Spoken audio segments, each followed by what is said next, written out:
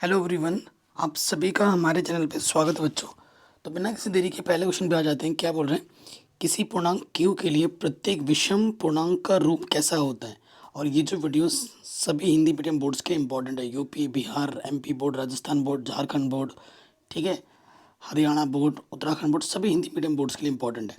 तो विषम पूर्णांक के लिए बोल रहे हैं तो विषम पूर्णांक होता है 2q+1 के रूप में। अगर हमसे सम बोलता तो सम के लिए होता है 2q। ठीक है। अगला क्वेश्चन बोल रहा है 196 के अभाज्य गुणनखंडों की घातों का योगफल क्या है। तो हम क्या करेंगे, 196 का अभाज्य गुणनखंड कर लेते हैं। दो से काटेंगे, दो नम 18, एक बचा, दो अट्ठे 16, फिर दो से कटेंगे, दो चक्को 8, दो नम 18, और सात सत्ते 49, और सात एक कम 7। तो 196 को मैं लिख सकता हूँ, दो कितनी बार है, दो बार, और सात कितनी बार है, दो बार। घातों का योगफल, और दो को जोड़ेंगे तो कितना आ जाएगा, 4 आ जाएगा। ये बिल्कुल सही हो जाएगा बच्चों। आप लोग डिस्क्रिप्शन एक बार ज़रूर चेक कर लेना, ठीक है, और प्ले लिस्ट की वीडियो को ज़रूर देख लेना। कह रहा है यदि द्विघात बहुपद के शून्य 2 तथा -3 है तो एक और बी के मान क्या होंगे, ये आपको बताना है। तो जो शून्य होता है वो बहुपद को क्या करता है, संतुष्ट करता है और शून्य बनाता है। शून्य 2 है तो जहाँ जहाँ एक्स है ना वहाँ हम 2 रख सकते हैं, 2 रखेंगे क्योंकि ये इसका शून्य है। ठीक है, एक्स जहाँ जहाँ है वहाँ हमने 2 रख दिया और इसको ये क्या बनाएगा, शून्य बनाएगा। तो ये हो गया 2 दूनी 4, ये हो जाएगा 2a, 2 एक 2 प्लस बी। तो ये हो गया 2a प्लस बी। 4 और 2 6, प्लस का 6 इधर आके क्या हो जाएगा, माइनस का 6। ये हमें ए और बी में एक समीकरण मिल गया। -3 भी इसका एक शून्य है, तो -3 भी इसको क्या करेगा, संतुष्ट करेगा। एक्स जहाँ जहाँ एक्स है वहाँ वहाँ -3 रख दो। ठीक है, यहाँ पे भी हमने -3 रख दिया। इसको शून्य है तो इसको शून्य बना देगा। अब देखो 3 का वर्ग 9 होता है, माइनस से गुणा करेंगे, माइनस का 3 है, -3 एक कम 3 प्लस बी। सो देखो यहाँ से आ जाएगा -3a प्लस बी। 9 में से 3 घटाएंगे 6 आ जाएगा, प्लस का 6 इधर के क्या हो जाएगा, माइनस का 6। समीकरण नंबर 2 आ गया। बी का गुणज समान है, समीकरण 1 और 2 को हल कर लेते हैं। तो यहाँ से क्या हो जाएगा, 2a प्लस बी बराबर माइनस का 6, और यहाँ है माइनस का 3a प्लस का बी बराबर माइनस का 6। समान है, समान चिन्ह होने पे क्या करते हैं, घटाते हैं। घटाने पे क्या होगा, माइनस का प्लस, प्लस का माइनस और माइनस का प्लस। ठीक है, तो देखो बी से बी कटा, 3 और 2 कितना हो जाएंगे, 5 है, और 6 में 6 घटाओगे 0 आ जाएगा। तो ये 5 गुणे में इधर के बट्टी में आ जाएगा, तो ए का मान क्या आ जाएगा, 0। ठीक, ए का मान 0 आ गया। अब देखो चूंकि 2a प्लस बी -6 के बराबर है, ए का मान हम रख देंगे यहाँ 0, रख दिया हमने 0। तो ये हो जाएगा 0 गुणा, और 0 बी में 0 जोड़ोगे तो क्या आ जाएगा, बी आ जाएगा माइनस का 6। तो ए का मान 0 होगा और बी का मान क्या होगा, माइनस का 6 होगा। ए का मान 0 और बी का मान -6। ऑप्शन नंबर डी बिल्कुल सही हो जाएगा। ठीक है, कह रहे हैं इस समीकरण युग्म का हल क्या है। देखो हम ऑप्शन से भी निकाल सकते हैं। तो देखो इसको देखते हैं, एक्स की जगह पे 5 रखो और वाई की जगह पे 3 रखो। बायां पक्ष हल किया, 5 और 3 8 आ रहा है। बाएं पक्ष हल करने पे दाएं पक्ष हमें दे रहा है, तो ये इसका हल हो जाएगा। अगर हल नहीं आता दाएं पक्ष के बराबर तो वो हल नहीं होता। अगले प्रश्न में हम आ जाते हैं। कह रहे यदि ये जो रेखा और ये जो रेखा है, ठीक है, आपस में क्या है, समानांतर है, तो के का मान क्या होगा। समानांतर होने पे क्या होता है कि A1/A2 बराबर होता है B1/B2, और बराबर नहीं होता है C1/C2 के। तो हम स्टार्टिंग के दो ले लेंगे। A1 क्या है, एक्स का गुणज 3, A2 क्या है, 2, और y का गुणज क्या है आपका, देखो B1 है 2 के, और इधर y का गुणज क्या है 5। तो गुणा कर दो। सो देखो यहाँ से 5 दिया 15, 2 दूनी 4 के, 4 गुणे में इधर के क्या हो जाएगा, बट्टे में आ जाएगा। तो के का मान आ जाएगा 15/4। ठीक है, यही होगा ना, 3x + 2, 3/2 एंड 2k/5, यही होगा। 5 या 15, 2 दूनी 4, 15/4 आएगा। ऑप्शन नंबर ये सी बिल्कुल सही हो जाएगा। ठीक है, कह रहे द्विघात समीकरण का एक मूल 1/2 है, तो के का मान क्या होगा। ये जो के है ना, इसका मान क्या होगा ये हमें बताना है। जो मूल होता है उस समीकरण को क्या करता है, संतुष्ट करता है। तो एक्स की जगह पे हम क्या रख देंगे, 1/2 रख देंगे जहाँ जहाँ एक्स है। ठीक है, कोई दिक्कत नहीं होगी। थोड़ा आगे हल करेंगे। देखो 1 का वर्ग 1, 2 का वर्ग 4, माइनस के 5/4। ये k/2 है, k कम के बट्टे में 2, उस तरफ कुछ नहीं तो 0। अब देखो आगे हल करेंगे। इसके बट्टे में 4 है, तो जब बट्टे में समान होता है ऊपर वैसे का वैसे आ जाता है। और ये प्लस का k/2 इधर आके माइनस का k/2 हो गया। देखो यहाँ से माइनस के 4 बचेगा, 4 1 कम 4, इधर भी माइनस है इधर भी माइनस है, कटा। ठीक है, तिरछी गुणा कर दोगे, 2 1 कम 2, तो k का मान कितना हो जाएगा, 2 हो जाएगा। ठीक है, k का मान कितना होगा, 2 होगा। अगले प्रश्न में हम आ जाते हैं। कह रहे हैं यदि समीकरण का एक मूल 2 है तथा समीकरण के मूल समान है। ठीक है, समीकरण के मूल क्या है, समान है, तो q का मान क्या होगा। ठीक है, यदि समीकरण, इस समीकरण का एक मूल 2 है, ठीक है, और समीकरण इसके मूल समान है, तो q का मान क्या होगा, ये हमसे पूछ रहा है। तो यहाँ से देखो b का मान निकालना है। ठीक है, b का मान निकालना है। तो यहाँ पे b है ना, यहाँ से b पहले निकालना है, फिर b का मान यहाँ पर रखना है, फिर देखेंगे हल करेंगे। तो देखो जो मूल होता है वो समीकरण को क्या करता है, संतुष्ट करता है। तो जहाँ पर x है वहाँ पर क्या रखोगे, 2 रखोगे। तो आप पहले यहाँ b निकालोगे, फिर b का मान यहाँ रखना पड़ेगा। जहाँ जहाँ x है वहाँ 2 रखेंगे। 2 का वर्ग प्लस 2b प्लस 12। तो ये देखो 12 और ये 4 कितना हो जाएगा, 16, प्लस के 16 इधर के माइनस के 16, 2 8 16, तो b का मान आ गया माइनस के 8। ठीक है, इस b के मान को हमें यहाँ रखना है। तो हमारे पास समीकरण हो जाएगा एक्स स्क्वायर, b का मान क्या, माइनस के 8x प्लस क्यू बराबर 0। ये हो जाएगा हमारा समीकरण b का मान रखने पर। क्योंकि क्या बोला, मूल समान है, मूल समान होने पे बी स्क्वायर बराबर होता है 4ac के। मूल समान होने की कंडीशन ये होती है। ठीक है, बी हमारे पास क्या है, एक्स का गुणज माइनस के 8, 4, ए का मान एक्स स्क्वायर गुणज 1 और सी का मान क्या है क्यू। तो 8 8 64 और 4 गुणे में इधर के बट्टे में आ जाएगा क्यू। 4 1 कम 4, 4 छंग 24, तो क्यू का मान कितना आ गया, 16 आ गया। को क्यू का मान कितना आ गया, 16 आ गया। ये हमें हमारा उत्तर बड़े आराम से मिल जाएगा। कहीं पे भी डाउट हो या दिक्कत हो आप प्रश्न को एक बार दोबारा देखें। आगे बढ़ते हैं अगले प्रश्न में। कह रहे हैं समांतर श्रेणी में, हाँ ये जो समांतर श्रेणी है, अंत से चौथा पद निकालना है, अंत से चौथा पद। ठीक है, A4 निकालना है, जिसका सूत्र होता है 4 इन्हें कम कर देंगे a + 3d। अंत से बोले तो a हमारा कितना हो गया 49, और d कितना होता है, देखो जब d निकालोगे ना अंत से बोलेगा तो माइनस पहले लगा दो। द्वितीय पद माइनस प्रथम पद होता है। द्वितीय पद कितना है हमारे पास, माइनस के 8, प्रथम पद क्या है माइनस के 11, तो माइनस माइनस प्लस के 11, 11 में से 8 घटाएंगे 3, तो ये माइनस के 3 हो जाएगा। ठीक है, माइनस के 3 हो जाएगा। तो यहाँ सूत्र में रख दो 3d का मान है माइनस का 3, तो 40, 3 3 9, तो आंसर हो जाएगा 40। तो अंत से चौथा पद कितना होगा, 40 होगा। कहते समांतर श्रेणी के प्रथम 16 पदों का योगफल क्या होगा।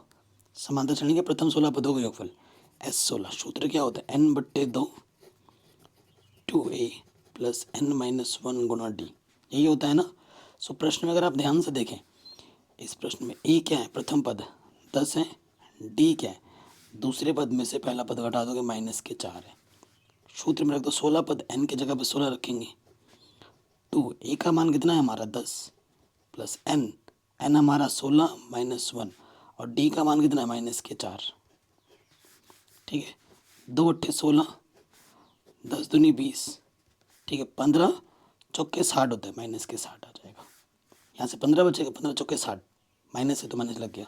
20 में 60 घटाएंगे कितना आ जाएगा, 20 में 60 घटाएंगे माइनस के 40, और यहाँ आ जाएगा 4 8 32, आंसर आ जाएगा माइनस के 320। कितना होगा, माइनस के 320। ऑप्शन नंबर हमारा जो पहला वाला है वो बिल्कुल सही हो जाएगा। नेक्स्ट कह रहे हैं कि अगर त्रिभुज ABC और त्रिभुज PQR, ठीक है, इस प्रकार है कि AB बट्टा QR, तो देखो यहाँ AB है और इसके बट्टे में क्या आ रहा है, QR है, तो कौन सा त्रिभुज प्रेजेंटेशन पूछा है, बहुत ही शानदार क्वेश्चन है। और बी पे खत्म हुआ, बी से सी पे शुरू खत्म हो रहा है, बट्टे में पी आ रहा है, तो A B C Q R P क्या होगा समरूप, Q R P, A B C Q R P. A B C बोल सकते हैं या सी बी ए भी बोल सकते हैं, सी बी ए, ठीक है, C B A P R Q हो सकता है, C B A P Q R, ठीक है। तो ये देखो ये वाला ऑप्शन सही हो जाएगा, ऑप्शन नंबर सी हमारा बिल्कुल सही हो जाएगा, ठीक। कह रहे हैं अगला वाला प्रश्न 11वें नंबर में क्या बोल रहा है, इसकी मूल बिंदु से दूरी क्या होगी। जब भी मूल बिंदु हमारा क्या होता है 0,0 होता है, तो जब भी किसी बिंदु की दूरी पूछे मूल बिंदु से, तो हमें क्या करना है, उस बिंदु का एक्स निर्देशांक जो भी है उसका वर्ग कर देना है अंडर रूट में, और जो वाई निर्देशांक है उसका वर्ग करके जोड़ देना है। तो 6 छंग 36 और 8 का वर्ग 64, तो ये हो गया 100, 100 का वर्गमूल होता है 10, तो उत्तर कितना होगा 10 होगा, ठीक है। अगला जो प्रश्न है 12वां, ये आपके सिलेबस में नहीं है तो इसे हम नहीं करेंगे, ठीक। नेक्स्ट क्वेश्चन में आ जाओ कि अगर 10a का मान अंडर रूट हो और 10b का मान 1/√हो तो 10a प्लस b का मान क्या होगा। सो देखो 10 किसका मान √3 होता है, 10 60 का मान √3 होता है, तो a की जगह पे क्या है हमारे पास 60, किस एंगल का मान 30 होता है, 10 30 का मान, तो b की जगह पे क्या है 30, तो हमें निकालना 10a प्लस b, a का मान 60 है और b का मान 30 है, तो 10 90, और 10 90 का मान क्या होता है अपरिभाषित, ठीक है। 10 90 का मान क्या होता है अपरिभाषित, ये आपका आराम से बन गया। अगले प्रश्न में आ जाओ, साइन स्क्वायर थीटा है, चलो कोई दिक्कत नहीं है, 1 + tan स्क्वायर थीटा क्या होता है सेक स्क्वायर थीटा, और आप जानते हैं 1/sec क्या होता है कॉस होता है, स्क्वायर होता है स्क्वायर लगा दो, और sine square plus cos theta का मान कितना होता है 1, तो ऑप्शन नंबर ये जो डी है वो बिल्कुल सही हो जाएगा, ठीक है। तो ये प्रश्न भी आपका आराम से बन गया। आगे बढ़ते हैं, नेक्स्ट क्वेश्चन में आ जाते हैं। कह रहे हैं एक ऊर्ध्वाधर छड़ की लंबाई तथा उसकी छाया की लंबाई का अनुपात इतना है। ऊर्ध्वाधर देखो छड़ बोला है, देखो एक ये छड़ है और ये उसकी छाया है, और यहाँ से जब देखोगे तो यहाँ पर जो उन्नयन कोण बन रहा है थीटा है, 1/√3 दे रखा है, तो सीधा सीधा पता लग रहा है 1/√3 मतलब एक अनुपात का मतलब बट्टे में होता है, 1/√3 किसका मान होता है 10 30 का, तो 30 आएगा आंसर। कह रहे लंबाई हमारे पास h है, ठीक है, और छाया, लंबाई और छाया का अनुपात, ये लंबाई है और ये छाया का अनुपात है, देखो ये आपका लंब है और ये आपका आधार है, ठीक है। तो लंब बट्टे आधार क्या होता है 10 थीटा, तो लंब बट्टे आधार डायरेक्टली दे रखा है 1/√3,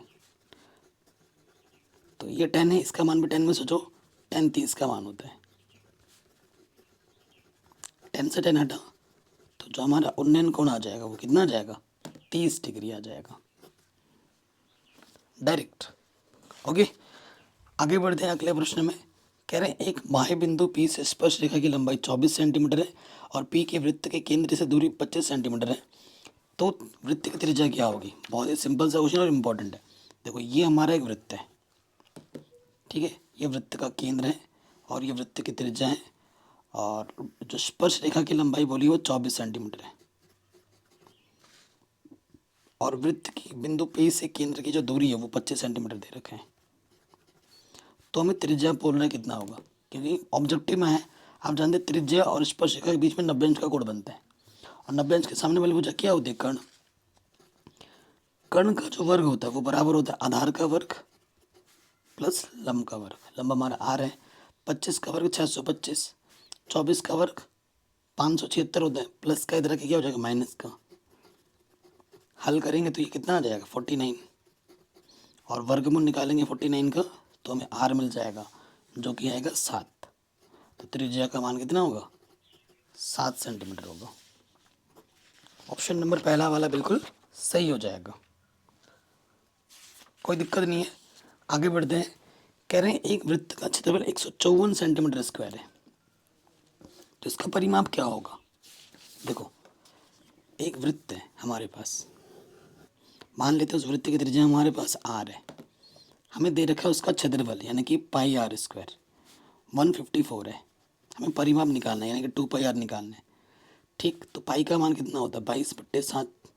आर स्क्वायर, आर तो पता ही नहीं है, काट सकते हैं। 11 दूनी 11 कम 11 11 चौके, ठीक है। 2 से काटो, 2 7 14 कट गया। सो देखो आर स्क्वायर बट्टी के 7 रखे गुणे हो जाए 7 7 49। तो आर का मान क्या हो जाएगा, जोड़ा आ जाएगा, आर का मान आ जाएगा 7। हमें क्या निकालना है, परिमाप। तो परिमाप का सूत्र होता है 2 पाई आर। पाई का मान 22/7, आर का मान 7, 7 से 7 कटा, 22 दूनी 44 सेंटीमीटर। परिमाप कितना होगा 44 सेंटीमीटर। ऑप्शन नंबर सी बिल्कुल सही हो जाएगा। आगे बढ़ो, कहते हैं इन आंकड़ों का माध्यक क्या होगा। तो माध्यक निकालने के लिए हमें आरोही क्रम में रखना होता है। आरोही मतलब छोटे से बड़ा, ठीक है। जब भी माध्यक बोलेगा तो आरोही क्रम में रखना है। तो सबसे छोटा क्या है, एक, एक के बाद क्या है, दो, दो के बाद है तीन, तीन के बाद है चार, चार के बाद है पाँच, पाँच के बाद है सात। कितने पद है गिनो, 1 2 3 4 5 6 पद है। तो जब भी 6 पद मतलब सम का केस है तो बीच में 2 पद आते हैं, यानी कि इधर जितने होंगे उधर उतने होंगे। इधर 2 हुआ, इधर भी 2 हुआ, बीच में 2 पद बच गए। अब जो बचे 2 पद उनको जोड़ो और आधा कर दो, माध्यक आ जाएगा। 7 का आधा कितना होता है 3.5। तो हमारा जो माध्यक होगा वो होगा option number D 3.5, 3.5 centimetre. Centimetre बोल रहा हूँ, नॉर्मल 3.5 ओनली। कह रहे माध्य माध्यक तथा बहुलक में सही संबंध क्या होता है, ठीक है। तो सही संबंध होता है ऑप्शन नंबर बी। जो बहुलक होता है वो माध्यक का 3 गुना होता है और उसमें से 2 माध्यक हटा देना होता है, ठीक है। आराम से बन गया। अगले प्रश्न में आ जाओ। एक बैग में 3 लाल और 4 नीली गेंदें हैं। यदि 6 गेंद निकाली जाती है तो नीली होगी उसकी प्रायिकता क्या होगी। नीली गेंद की प्रायिकता, प्रायिकता का सूत्र क्या होता है, प्रायिकता का सूत्र होता है संभव परिणाम बट्टे में कुल परिणाम, यही होता है। तो संभव परिणाम हमारे देखो क्या बोल, नीली होगी, नीली गेंद कितनी है 4 है, कुल गेंद कितनी है 3 और 4 7। आंसर हो जाएगा 4/7। ऑप्शन नंबर सी बिल्कुल सही हो जाएगा। तो ये 20 ऑब्जेक्टिव क्वेश्चन हमारे आराम से बन गए। अब हम आते हैं हमारे वर्णात्मक प्रश्नों में, सब्जेक्टिव प्रश्न में। सबसे पहले क्वेश्चन पे आ जाओ। कह रहे हैं व्याख्या कीजिए कि ये जो संख्या है एक अभाज्य संख्या है, ठीक है। ये जो एक संख्या है अभाज्य नहीं, यहाँ पर ना भाज्य होगा, ठीक है। ये एक भाज्य संख्या है, ठीक, ये भाज्य लिखा हुआ है यहाँ पर। तो नंबर कौ में हम आ जाते हैं। तो जो प्रश्न में दिया है वो लिख लेते हैं पहले, दिया है करके। दिया को अंग्रेजी में बोलते हैं गिवन। 7 × 6 × 5 × 4 × 3 × 2 × 1 तो देखो 5 ओबनिस्ट आ गया। तो यहाँ से क्या बचा 7 × 6 × 4 × 3 × 2 = 2, 5 × 5, ठीक है। तो यहाँ से इसको गुणा करो। देखो 4 3 12, 12 चौको 48, 7 6 42 और ये हो गया 48। कहाँ 48, 1 सेकंड, 2 3 6, 6 चौको 24, 48 मैंने कहाँ से लिख दिया, 3 दूनी 6, 6 चौको 24, 24 आएगा, ठीक है। कोई भी डाउट हो या दिक्कत हो आपको कहीं पर ना, आप वीडियो को एक बार दोबारा ज़रूर देखें, ठीक है। अब आपको क्या करना है, अब आपको गुणा कर देना है, 42 को गुणा कर देना 24 के साथ। तो ये आ जाता है 1008। तो 1008 में एक जोड़ेंगे तो क्या आ जाएगा 1009। और किसी भी संख्या को हम 1 से गुणा करके लिख सकते हैं। तो यहाँ हमारे कितने गुणनखंड आ गए 3। चूँकि यहाँ 2 से अधिक गुणनखंड हैं इसलिए यह एक भाज्य संख्या है, ठीक है। जिस संख्या के 2 से अधिक गुणनखंड होते हैं वो एक भाज्य संख्या होती है। हो गया आराम से। अगले क्वेश्चन पे आ जाओ, ठीक है। तो यहाँ पर अल्फा प्लस बीटा है, ठीक है, ये ध्यान रखिएगा। अगले क्वेश्चन पे हमें क्या बोल रहे हैं कि द्विघात समीकरण के शून्य अल्फा तथा बीटा है और अल्फा प्लस बीटा का मान 12 है, तो ये जो पी है इसका मान क्या होगा ये हमें बताना है। ठीक है, बहुत ही शानदार क्वेश्चन है। तो देखो कैसे लिखा जाएगा, एग्जाम में दिया है। जो बहुपद हमें दे रखा है वो हम लिख लेंगे यहाँ पर। बहुपद पी एक्स बराबर हमारे पास है x square plus P x plus 45। ठीक है, ये हमारे पास है। सो हमारे पास और क्या दे रखा है, अल्फा प्लस बीटा का जो योगफल है वो 12 दे रखा है और हमें पी का मान निकालना है। ठीक है, तो आप जानते हैं, क्या जानते हैं कि शून्यकों का योगफल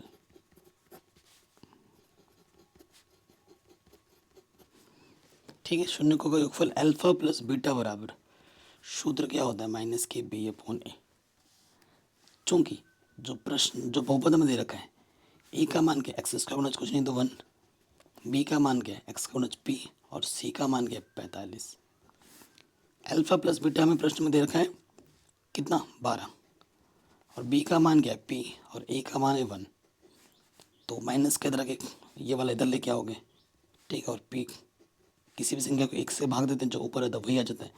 तो पी का मान कितना होगा, माइनस के 12 होगा। पी का मान कितना होगा, माइनस के 12 होगा। कह रहे रैखिक समीकरण को विलोपन विधि से हल कीजिए।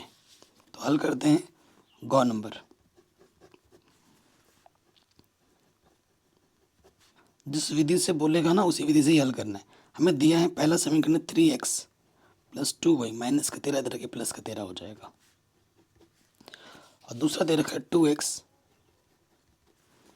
2x प्लस 3y बराबर 12।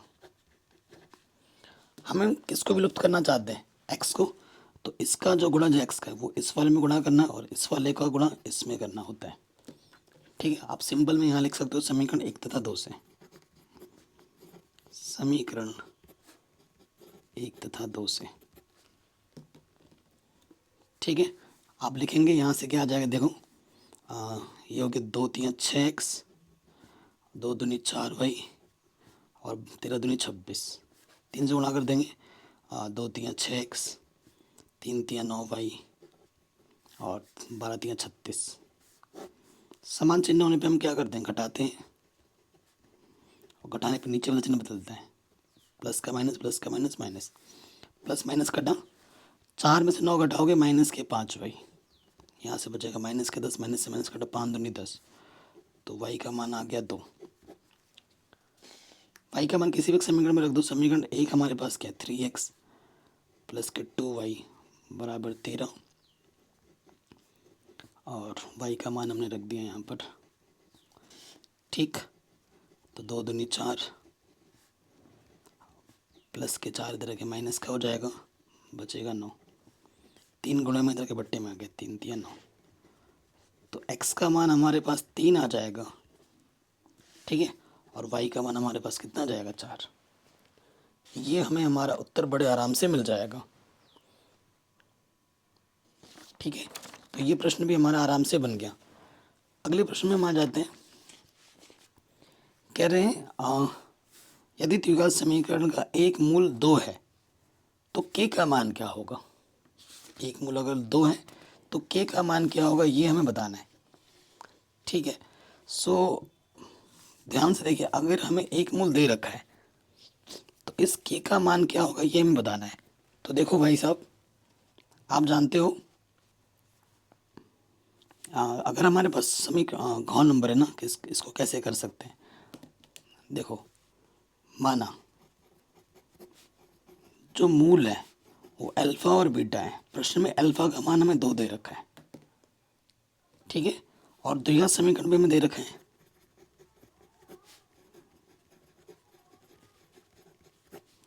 हमें दूसरा मूल निकालना है।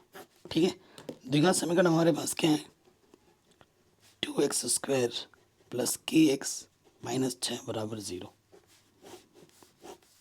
ठीक है, यहाँ ए के स्थान पर 2 है, बी के स्थान पर के है और सी के स्थान पर माइनस के 6 हैं। ठीक है, कोई दिक्कत या कोई परेशानी नहीं होगी, चूँकि देखो अल्फ़ा प्लस बीटा क्या होता है, माइनस के बी अपॉन ए होता है, और अल्फ़ा गुणा बीटा क्या होता है, सी अपॉन ए होता है। तो मैं अल्फ़ा का मान हमारे पास प्रश्न में क्या दे रखा है, 2 दे रखा है, बीटा का मान हमें निकालना है, माइनस बी का मान है के। अच्छा, हमें के का मान निकालना है प्रश्न में, ठीक है, हमें क्या निकालना है, हमें के का मान निकालना है। तो और ए का मान है हमारे पास 2, ठीक हो गया। इधर आ जाइए, अल्फ़ा का मान हमारे पास है 2, बीटा का मान हमें मालूम नहीं, सी का मान हमें मालूम है माइनस का 6, और ए का मान मालूम है 2। तो 2 3 6, तो बीटा का मान आ गया माइनस के, और ये 2 गुणे इधर के बट्टे में आ गया। दूसरा मूल तो ये होगा, ठीक है, अल्फ़ा पे मिल गया मुझे, बीटा पे मिल गया, ओके। अब बीटा का मान उठाकर यहाँ रख दो और हल करो, तुम्हें के का मान मिल जाएगा, ठीक है। इसको आप समीकरण नंबर 1 मान लो, इसको समीकरण नंबर 2 मान लो। बीटा का मान समीकरण 1 में रखने पर,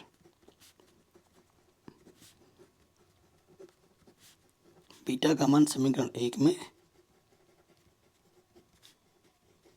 रखने पर, तो ये मान जैसे हम यहाँ रखेंगे, देखो 2, बीटा का मान है माइनस के 3/2, और यहाँ है माइनस के 2, इसको हल कर लो, लॉस ऑफ आ जाएगा 2, 2 दूनी 4, माइनस ये 3 वैसे का वैसे रहेगा। इसके बट्टे में तो इसके बट्टे में 2 करना, 4 में 3 कटाएंगे 1, और ये माइनस इधर आ जाएगा, तो के का मान कितना होगा, माइनस के 1, ठीक है। ऐसा क्वेश्चन आपने एनसीईआरटी में बिल्कुल नहीं किया होगा, और ऐसा क्वेश्चन बोर्ड से पूछा गया है, आराम से बन गया, कोई दिक्कत नहीं है। कह रहे हैं समांतर श्रेणी के कितने पदों का योगफल 78 हो जाएगा, कितने पदों का योगफल एन निकालने, 78 होगा। सो देखो भाई, अंगा नंबर है हमारे पास, तो हमारे पास जो ए पी है, ठीक है, उसमें हमें ए पी जो दे रखा है 24 21 18 ये दे रखा है, ठीक है। तो हम लिखेंगे दिया है हमें, तो क्या दे रखा है प्रश्न में, प्रथम पद हमारा 24 है, शार्वंतर द्वितीय पद माइनस के प्रथम पद कितना है, माइनस का 3, कितने पदों का योगफल 78 होगा, ऐसा हमें 78 दे रखा है, और हमें एन निकालना है, हमें एन निकालना है, ठीक, कोई दिक्कत नहीं, हम जानते हैं एन बराबर क्या होता है, n/2 2a प्लस n-1 गुना डी होता है। रखो सूत्र, ऐसा हमें दे रखा है 78, एन हमें ज्ञात करना है, ए का मान है 24, और डी का मान हमारे पास है माइनस के 3, ठीक है। बट्टे के इधर गुणे में आ जाएगा, 8 दूनी 16 से लगा 1, 7 दूनी 14 और 1 15, 156, 24 दूनी 48, माइनस के 3n, और माइनस माइनस प्लस के 3, ठीक है। एन से अंदर गुणा कर देंगे, तो अच्छा पहले हल कर लो, ये आ जाएगा माइनस का 3n, 48 और 3 51, 156, एन से गुणा करोगे माइनस का 3n² प्लस के 51n, ठीक है। अब नेगेटिव वाला इस तरह के क्या हो जाएगा, पॉजिटिव, तो ये हो जाएगा माइनस वाला इधर के प्लस का, प्लस वाला इधर के माइनस का, और पहले से 156 है, आई थिंक 3 का भागा चला जाएगा, हाँ 3 से भाग देते दोनों तरफ, ये हो जाएगा n², 3 कम 3, 3 7 21, यहाँ n है, ठीक है। और 3 ही बचे 15, 3 दूनी 6, ये हमें एक द्विघात समीकरण मिल गया। अब इसको हल करना है, तो देखो हल कैसे करेंगे, ऐसी दो संख्या लेनी है जिनको गुणा करने पे 52 आए और जोड़ने पे 17 आए, ठीक है। तो गुणनखंड करो, 52 है, 26 दूनी, और क्या होता है, जोड़ने पे 17 आना चाहिए, गुणनखंड कर दें, 2 1 दूनी 4, 2 6 12, 2 1 कम 2, 2 3 6, 13 1 कम 13, 13 चौके 52, 13 और 4 को जोड़ेंगे तो 17 आता है, तो ठीक है। तो ये हो गया 13n, जोड़ना है 4n, माइनस अंदर गुणा कर देंगे, माइनस का 13n, ठीक है, माइनस के 4n, ठीक हो गया। यहाँ से एक जोड़ा बनेगा और यहाँ से एक जोड़ा बनेगा, तो यहाँ से देखिए n उपनिष्ठ ले लेंगे, एन स्क्वायर से एक एन बाहर निकालेंगे, एक एन बचा, और यहाँ से एन बाहर आ गया तो यहाँ से 13 बचा, चिन्ह नेगेटिव लग गया, 4 का भागा दोनों में जाएगा। थोड़ा आइडिया भी ऐसे लगता है ना कि यहाँ एन अकेला है तो यहाँ एन अकेला कब रहेगा, जब 4 बाहर आएगा। ऐसे भी आइडिया लगा सकते हो। एन बचा, नेगेटिव है, जब भी ब्रैकेट के बाहर नेगेटिव होते हैं अंदर का चिन्ह बदल जाता है, तो प्लस का माइनस हो जाएगा। 4 कम 4, 4 तिया 12, ये चीज़ और ये चीज़ बिल्कुल समान है। तो जो 2 बार है उसमें 1 बार लिखेंगे, और ये जो उपनिष्ठ निकाला था ब्रैकेट के बाहर था उसे दूसरे वाले ब्रैकेट में डाल देंगे। यदि n-13 बराबर 0 तो n बराबर आ गया 13, और यदि n-4 बराबर 0 तो n बराबर आ जाएगा 4। ठीक है, ये चीज़ आ गई, कोई डाउट, कोई दिक्कत नहीं होगी। ठीक है, सो इन दोनों में से कोई एक सही होगा। ठीक है, कोई एक सही होगा। देखो अगर 13 पद का हम योगफल करेंगे या 4 पद का योगफल करेंगे, ठीक है, तो ये दोनों ही आंसर आ जाएंगे, दोनों ही केस में आंसर आ जाएगा। 13 पदों का योगफल माइनस में जा रहा है ना, तो n का मान 13 और 4 आएगा। ठीक है, अगर 13 पद लोगे तब भी जोड़ने पर 78 आएगा, और स्टार्टिंग के 4 पद जोड़ोगे तब भी 78 आएगा। ये हमें हमारा उत्तर मिल जाएगा। आगे बढ़ते हैं, कह रहे हैं अगले प्रश्न में वहाँ जाते हैं। कह रहे हैं समलम चतुर्भुज ABCD में आपके पास एक समलम चतुर्भुज है, ठीक है, और AB समानांतर है DC के, तो अब परस्पर विकर्ण बिंदु O पर काटते हैं तो सिद्ध कीजिए कि ये चीज़ आपस में बराबर होंगे। सो बहुत ही शानदार क्वेश्चन और वेरी वेरी इंपॉर्टेंट है। यहाँ से देखिए, आपके पास एक समलम चतुर्भुज है,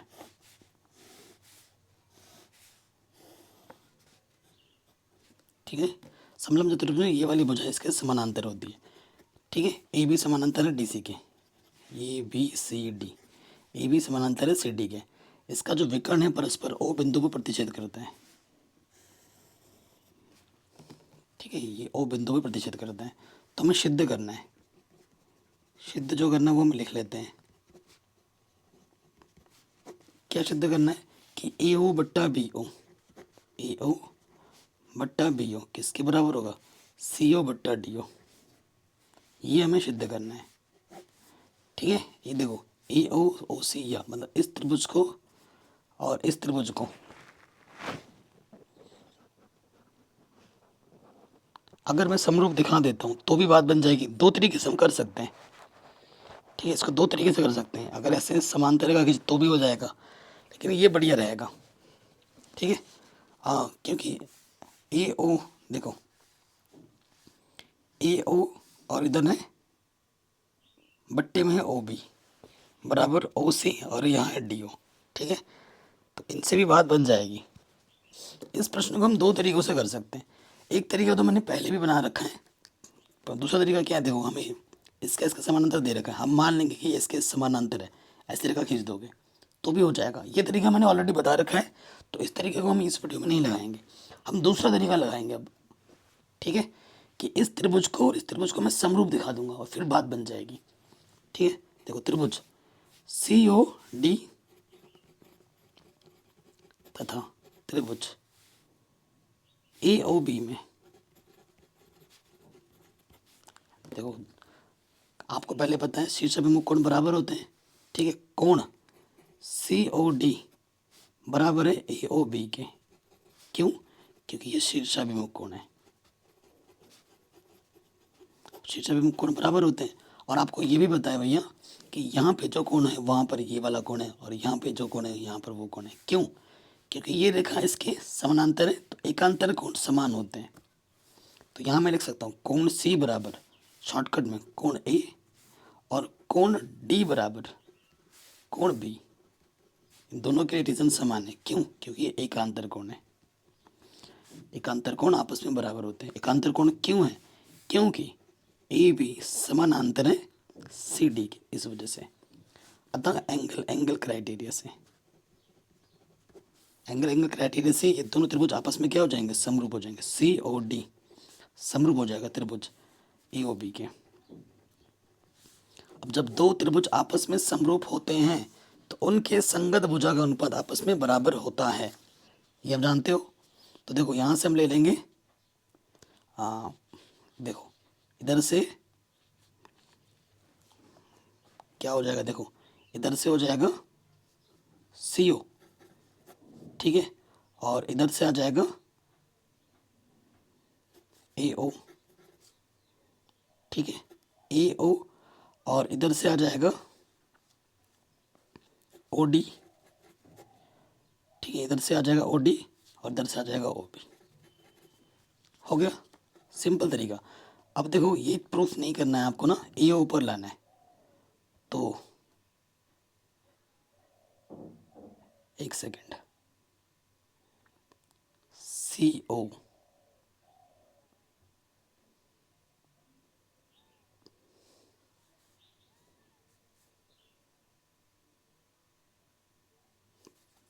सी ओ बट्टे में क्या आ जाना चाहिए, प्रॉपर वे में हमने लिखा है ना इसको, नहीं तो गड़बड़ हो जाएगा। हाँ सी ओ के, ठीक है, ये सही है, एक्चुअली हमने सही लिखा है, कोई दिक्कत नहीं है। अब देखो हम अगर गुणा करेंगे ना, सही जो सिद्ध करना वो हमें मिल नहीं रहा है, तो मुझे लगा कि हमने गलत कर दिया। नहीं, गलत नहीं है, बिल्कुल सही है। अब देखो गुणा करेंगे तो यहाँ से क्या हो जाएगा, सी ओ गुणा, और यार सी ओ गुणा ओ भी लिखना है, सी ओ गुणा ओ भी हो जाएगा, और ये हो जाएगा ओ डी गुणा ए ओ, ठीक है। अब देखो ढंग से लिख सकते हैं हम इसको, इसको ऐसे लिख सकते हैं, हमें ए ओ चाहिए इस तरफ, ए ओ इस तरफ चाहिए, बट्टे में क्या चाहिए, डी ओ। देखो ए ओ के बट्टे में क्या चाहिए, बी ओ चाहिए ना, तो बी ओ यहाँ गुणे में इधर के बट्टे में आ जाएगा, और इस तरफ क्या चाहिए, सी ओ चाहिए, सी ओ इधर है, और ये गुणे में इधर के बट्टे में आ जाएगा। और यही हमको प्रूफ करना था, ए ओ बट्टे बी ओ किसके बराबर, सी ओ बट्टे डी ओ के बराबर है, हैंस प्रूव्ड, ठीक है, ये सही है, हैंस प्रूव्ड, ठीक है। ये हमें हमारा उत्तर बड़े आराम से मिल जाएगा। अगर आपने कुछ दिन पहले भी मैंने इस क्वेश्चन को लिया, तो मैं वहाँ पर मैंने दूसरे तरीके से सॉल्व किया था। हमने किया था इसके समानांतर लिखा, थेल्स पर में लगा के भी इसको हल कर सकते हैं, तो दूसरा दूसरा तरीके से भी हम इसको हल कर सकते हैं, और ऐसे भी हल कर सकते हैं। अब आपको जैसा आसान लगे बस आप कीजिए एग्जाम में।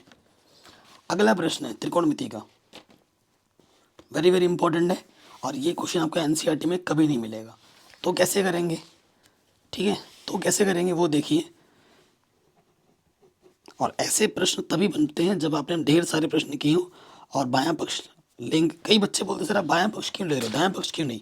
जिस तरफ पद ज़्यादा होता है ना उसको लिया जाता है, और जहाँ छोटा होता है उसको प्रूफ किया जाता है, सीधी सी बात है। तो बायां पक्ष लेंगे, हमारे पास आ जाएगा 10a बट्टे में 1 प्लस सेक ए, और यहाँ है माइनस 10a बट्टे में 1 माइनस सेक ए। बताइए कोई दिक्कत है, 2 कॉसेक ए प्रूफ करना है। अब ऐसे क्वेश्चन को सॉल्व करने के लिए एक्सपीरियंस मांगता है, ठीक है, और हमने तो बहुत पढ़ा रखा है, ये तो कुछ भी क्वेश्चन नहीं है। मैंने बच्चों, आप तो हिंदी मीडियम के बच्चे हो ना, मैंने सीबीएसई वालों को पढ़ा रखा है ना, ओलंपियाड वालों को पढ़ा रखा है, तो ये सब क्वेश्चन उनके सामने कुछ भी नहीं है, ठीक है।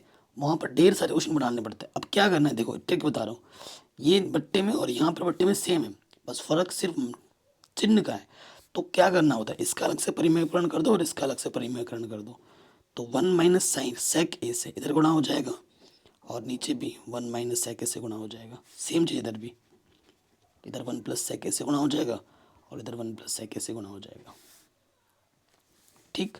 ऊपर क्या आ गया, 10a माइनस के 10a सेक ए, गुणा कर दिया, नीचे क्या हो जाएगा, a plus B A minus B, सूत्र जानते हो ना, a plus B A minus B क्या होता है, A square minus K B square, तो ये हो जाएगा ए का स्क्वायर माइनस के बी का स्क्वायर। सेम चीज़ यहाँ पर भी हो जाएगी, ए का स्क्वायर माइनस के बी का स्क्वायर, और ये गुणा कर दोगे तो ये हो जाएगा, माइनस से जब गुणा करोगे 10a, और देखो ये हो जाएगा क्या, माइनस के 10a सेक ए, प्लस का 10a माइनस का 10a कट जाएगा। देखो दोनों के बट्टे में समान है ना, ये आ जाएगा 1 माइनस सेक स्क्वायर है, और फिर ये चीज़ समान आ जाएगी 10a सेक ए, 10a सेक ए, ठीक है, माइनस क्या, तो माइनस के 2 10a सेक ए आ जाएगा। ओके, हाँ ये चीज़ तो चलो ठीक है, आपको पता है 1 प्लस 10 स्क्वायर ए क्या होता है, सेक स्क्वायर है, तो 1 minus tan sec square plus का टेन स्क्वायर इधर के क्या हो जाएगा, माइनस का टेन स्क्वायर हो जाएगा। ठीक है, सो देखो इसकी जगह पे मैं क्या रख सकता हूँ, माइनस का टेन स्क्वायर है, तो ये है 2 10 a गुणे में सेक है, और इसके जगह पे आ गया माइनस के 10 स्क्वायर a। इधर से माइनस कट गया, और इधर से एक 10 हट जाएगा, पावर में 2 है ना, तो एक 10 बचेगा, बचेगा क्या, 2 sec a बट्टे में 10a। कोई दिक्कत नहीं है। अब इसको सिंपल कर दो, 2 sec को मैं लिख सकता हूँ 1/cos, और 10 को लिख सकता हूँ साइन बट्टे कॉस। इसके बट्टे में कॉस, इसके बट्टे में कॉस, कटा 2 ऊपर बचा, और बट्टे में क्या बचा, साइन। और 1/sin क्या होता है, 1/sin होता है कॉसेक, और आपको यही प्रूफ करना था, 2 cosec a। ये रहा आंसर। ठीक है, आप लोग चाहो तो एक बार स्क्रीनशॉट ले लीजिए आराम से, बिल्कुल सरल है। आपको बस क्या करना है, परिमेयकरण करना है। आपको बस क्या करना है, परिमेयकरण करना है, हो गया, कोई दिक्कत नहीं होगी। अगले प्रश्न में हम आ जाते हैं। कह रहे सिद्ध कीजिए कि एक वृत्त के बाह्य बिंदु से खींची गई स्पर्श रेखाएं बराबर होती हैं। ये क्या है, प्रमेय 10.2, जिसको हमने ऑलरेडी करा रखा है, सिखा रखा है। प्रमेय 6.1, 10.1 और 10.2 में से एक प्रमेय प्रूफ करने के लिए आएगा ही आएगा इस साल, और ये मैंने अलग से वीडियो बना रखा है, जिसके लिंक्स मिल जाएंगे डिस्क्रिप्शन पे। प्लेलिस्ट की मैंने लिंक्स डाल दिए डिस्क्रिप्शन में, आप जाके ज़रूर चेक करें। ये मैंने ऑलरेडी पढ़ा रखा है, सिखा रखा है, ठीक है, चेक कर लेना। अगला क्वेश्चन क्या बोल रहे हैं, 21 सेंटीमीटर त्रिज्या वाले वृत्त के एक चाप द्वारा केंद्र पर 120 डिग्री का कोण बनाता है, तो बने त्रिज्याखंड का वृत्तखंड का क्षेत्रफल ज्ञात कीजिए। बने त्रिज्या का त्रिज्याखंड और वृत्तखंड का क्षेत्रफल निकालना है। ठीक है, सो देखो गौ नंबर है, पहले चित्र बना के समझाता हूँ। ये चीज़ हमारे पास कहने, त्रिज्या जो है वो 21 सेंटीमीटर है। 21 सेंटीमीटर आपकी क्या है, त्रिज्या है 21 सेंटीमीटर त्रिज्या, और जो कोण बन रहा है वो बन रहा है 120 डिग्री चाप द्वारा, ये चाप है ए बी। तो बने त्रिज्याखंड, त्रिज्याखंड ये हुआ पूरा, तथा वृत्तखंड, नीचे वाला ये वृत्तखंड हुआ, दोनों निकालना है। ठीक है, तो सबसे पहले देखो दिया है 4 नंबर के लिए वेरी वेरी इंपॉर्टेंट है, हमें दिया है त्रिज्या आर, कितने दे रखा है 21 सेंटीमीटर, और केंद्र पर कोण जो बन रहा है, कोण यानी कि थीटा 120 डिग्री। तो सबसे पहले हमें क्या निकालना है, त्रिज्याखंड का क्षेत्रफल, जिसका सूत्र होता है थीटा बट्टे 360 गुणे में पाई आर स्क्वायर। थीटा 120 बट्टे में 360, पाई का मान 22 बट्टे 7, आर हमारे पास है 21, स्क्वायर है तो 21 गुणा 21, 12 36, 7 21, 3 से 3 घटा, तो ये आ गया 22 गुणा 21, 21 दूनी 42, हाजिर लगा 4, 21 दूनी 42 और 4 6, 462 सेंटीमीटर स्क्वायर, पहले वाले पार्ट का आंसर। फिर हमें निकालना है वृत्तखंड का क्षेत्रफल, संगत मतलब लघु वृत्तखंड का क्षेत्रफल,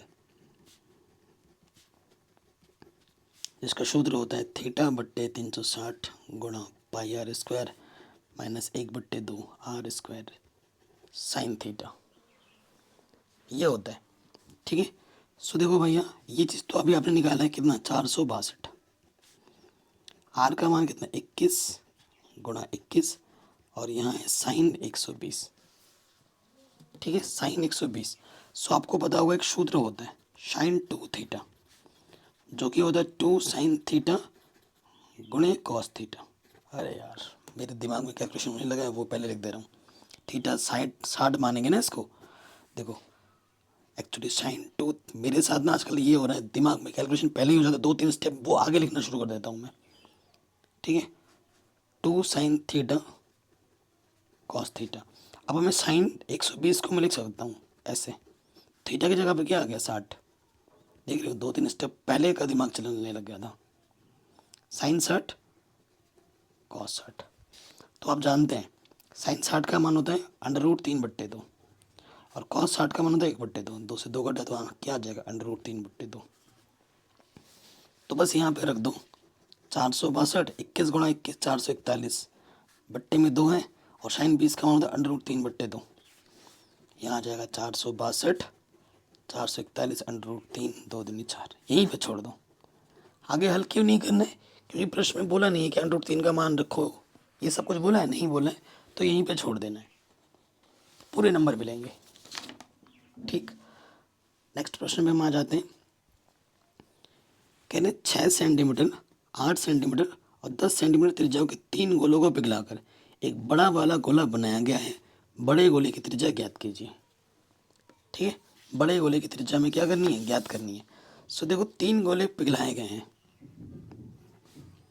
एक छोटा, फिर उससे बड़ा, फिर उससे और बड़ा, इनको पिघलाकर एक बड़ा वाला गोला बनाया गया है। इसकी त्रिज्या हमारे पास R1, ये R2, R3, बड़े वाले गोले की त्रिज्या हमने मान ली R। इन तीनों को पिघलाकर इसके बराबर में, यानी कि इन तीनों का आयतन इसके बराबर होगा, इस बड़े वाले के आयतन के बराबर होगा। इसकी जो त्रिज्या दे रखी है वो 6, इसकी 8, इसकी 10 और इसकी हमें निकालनी है। ठीक है, चूंकि तीनों छोटे गोले का आयतन किसके बराबर होगा, बड़े वाले गोले के आयतन के होगा। देखो तीनों छोटे गोले का आयतन का सूत्र 4/3 πr³ 4/3 πr³ प्लस दूसरे वाले का होगा 4/3 πr², ये हो जाएगा 4/3 πr3³ और इसका हो जाएगा 4/3 πr³। इस तरफ से क्या है 4/3 क्या है, पाई उभयनिष्ठ है, निकालो तो यहाँ से बचेगा R1³, R2³, R3³। इससे ये कटा, R1 का मान कितना 6, 6 की घात 3, R2 का मान 8, 8 की घात 3 और ये क्या है 10 की घात 3। ठीक है, गुणा करोगे 36, 36 को 6 से गुणा कर देंगे, आ जाएगा 216। ठीक है, 8 8 64, 64 को फिर 8 से जब हम गुणा करेंगे तो ये 512 आ जाएगा और 10 को गुणा करेंगे तो 1 2 3 0 लग जाएगा R³। ठीक है, सो देखो ये जब जोड़ेंगे 1000 में जोड़ोगे 512 और उसमें जोड़ना है 216, तो ये आ जाएगा 1728 R³। ठीक है, R³ हो गया। अब हमें क्या करना है, इसका घनमूल निकालना है। अब इसका क्या निकालना है, घनमूल। तो घनमूल निकालने के लिए क्या करेंगे, गुणनखंड करेंगे। 7 2 8, 2 से काटो, 2 8 16, 1 बचा, 2 छंग 12, 2 चौके 8, फिर 2 से कटेगा, 2 चौके 2 3 2 दूनी 2 दूनी 4, 2 एकम 2 छंग, 2 एकम 0, 2 अट्ठे 2 पंज 10, 2 चौको 2 दूनी 4, 2 सत्ते 14, 3 नम 27, 3 तिया 9, 3 एकम 3, 3 है ना, 3 का जोड़ा बनाना है। तो जो ये आ जाएगा 2 गुणा 2 और ये 3, तो R का मान आ जाएगा 4 तिया 12। तो बड़े वाले गोले की त्रिज्या कितनी होगी, 12 सेंटीमीटर होगी। ठीक है जी, ये हमें हमारा उत्तर बड़े आसानी के साथ मिल जाएगा। ठीक है, कोई डाउट, कोई दिक्कत नहीं होगी। आगे बढ़ते हैं अगले प्रश्न में। कह रहे निम्नलिखित आंकड़ों का माध्य ज्ञात कीजिए। ठीक है, बहुत ही आसान, किसी विधि का बारे में नहीं बोला है तो हम सिंपल सॉल्व करेंगे। ठीक है, कोई भी विधि आप लगा सकते हो, लेकिन अगर एग्जाम में बोल दे कि इस विधि से निकालो तो आपको उसी विधि से ही निकालना पड़ेगा। हमें दे रखा है वर्ग अंतराल। ठीक, वर्ग अंतराल, फिर बारंबारता और हमें वर्ग चिन्ह निकालना पड़ता है। ठीक है, इतना तो हम पहले लिख लेते हैं। वर्ग अंतराल है 0 से 6, 6 से 10, 10 से 14, 14 से 20, 20 से 28, देखो अंतर समान नहीं है। 6 के बाद 10, 10 के बाद 14, यहाँ पे 6 का अंतर हो गया, तो ध्यान रखना यहाँ पर 14 से 20, 20 से फिर 28, और फिर 28 से क्या, देखो 38। कई बच्चे यहाँ ध्यान नहीं देते, वो सोचते स्टार्टिंग में सब समान है तो सारा समान होगा, नहीं। यहाँ पर इन्होंने खेल खेल दिया, इसी वजह से ये क्वेश्चन इंपॉर्टेंट है। 38 से 40, ठीक है, यहाँ बच्चे ध्यान नहीं देते हैं, जबकि बहुत ध्यान देना ज़रूरी है। और यहाँ लिख देंगे टोटल। एफ हमें क्या दे रखा है, एफ दे रखा है 11, 10, 7, 4, 4, 3, 1। अब क्या करेंगे, दोनों को जोड़ेंगे, आधा करते हैं। 6 का आधा हो जाएगा 3, 16 का आधा हो जाएगा 8, 24 का आधा हो जाएगा 12, यहाँ क्या है 34, 34 का आधा हो जाएगा 17, यहाँ है 48 का आधा हो जाएगा 24, और ये हो गया 38। 38 में 28 जोड़ोगे तो ये हो जाएगा 66, 66 का आधा हो जाएगा 33, और ये हो जाएगा 78। ठीक है, तो 78 का जो आधा होता है वो होता है 39। ठीक है, अब एफ एक्स 11 दिया 33, 10 अट्ठे 80, 12 सत्ते 84, 17 चौके 17 चौके कितना होता है 68, 24 चौके 96, 33 तिया 99, 39 एकम 39। अब आपको क्या करना है, जोड़ना है। देखो फटाफट जोड़ना सीखो। 39 में हम 99 को जोड़ेंगे 138, उसमें जोड़ देंगे हम 96, कितना हो जाएगा 234, या इकाई का स्थान भी जोड़ सकते हो जैसे आपको सही लगे। फिर उसमें जोड़ देंगे 68, ठीक है, फिर उसमें जोड़ देंगे 84, फिर उसमें जोड़ देंगे 80, और फिर जोड़ देंगे लास्ट में 33, तो ये आ जाएगा 499। एक बार जोड़ के देख लेना। अब सिग्मा, क्योंकि हमें माध्य निकालने प्रत्यक्ष विधि से। कौन सी विधि से, प्रत्यक्ष विधि से। ठीक, प्रत्यक्ष विधि से माध्य का सूत्र क्या होता है, सिग्मा एफ एक्स का कुल योगफल बट्टे में सिग्मा एफ। अब देखो यहाँ जोड़ो, 7 3 10, ये हो गया 20, ठीक है, और देखो ये हो गया 8 और ये 9 और ये 11, 20, 20 और 20 ये हो गया 40। ठीक है, तो ये हो जाएगा 499 बट्टे में 40। तो इसको लिख सकता हूँ 499, 4 गुणा 10, 4 से भाग दे दो। ठीक है, 499 को भाग दे दो 4 से, तो ये आ जाएगा 4 एकम 4, 4 दूनी 8, ये आ जाएगा। तो 124.75 आ जाएगा, बट्टे में क्या है 10, तो 10 एक 0.1 स्थान और खिसक जाएगा, तो यह आ जाएगा 12.475।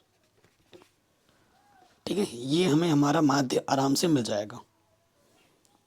कोई डाउट या कोई दिक्कत नहीं होगी। अगले प्रश्न में हम आ जाते हैं। क्या बोला जा रहा है, एक थैले में 5 लाल तथा कुछ नीली गेंदें हैं। यदि इस थैले में से नीली गेंद निकालने की प्रायिकता लाल गेंद निकालने की प्रायिकता की 2 गुनी है, तो थैले में नीली गेंदों की संख्या ज्ञात कीजिए। ठीक है, शानदार क्वेश्चन है हमारे पास। देखो हमारे पास एक थैला है, मैं आपको, ये हमारे पास थैला है सपोज करो। ठीक है, थैला कम पार्टी ज़्यादा लग रहा है कि नहीं। तो ये हमारे पास एक थैला है, लाल गेंद दिया हुआ है, तो यहाँ लिखेंगे दिया है लाल गेंद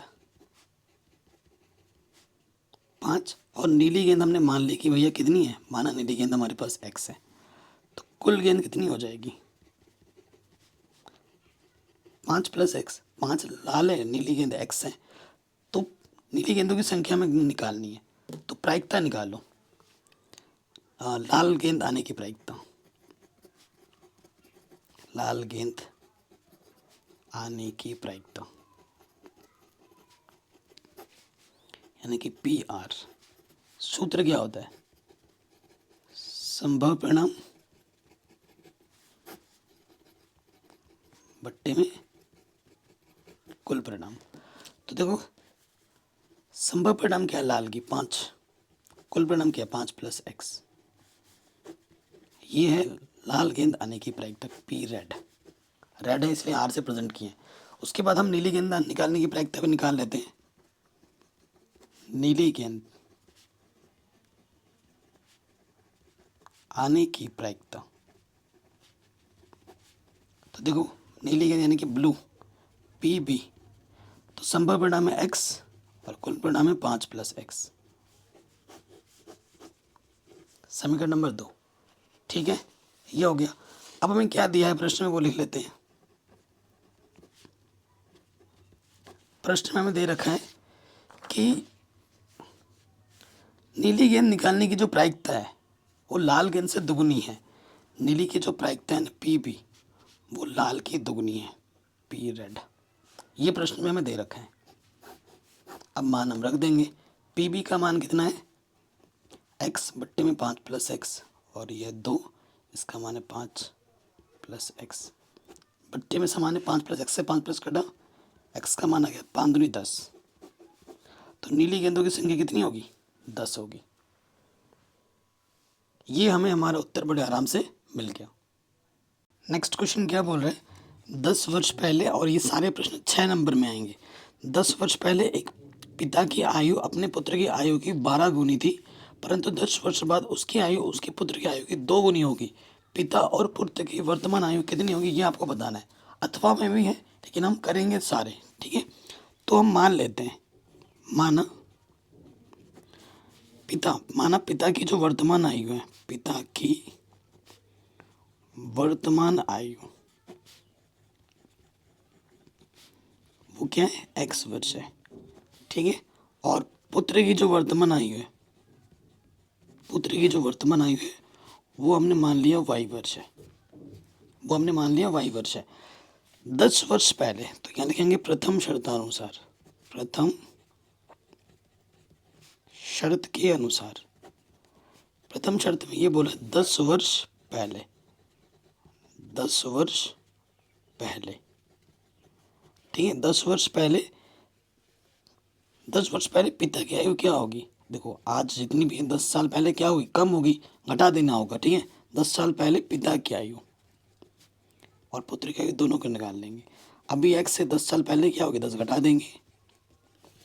10 वर्ष पहले पुत्र की आयु, अभी y है, 10 साल पहले क्या होगी, 10 घटा देंगे।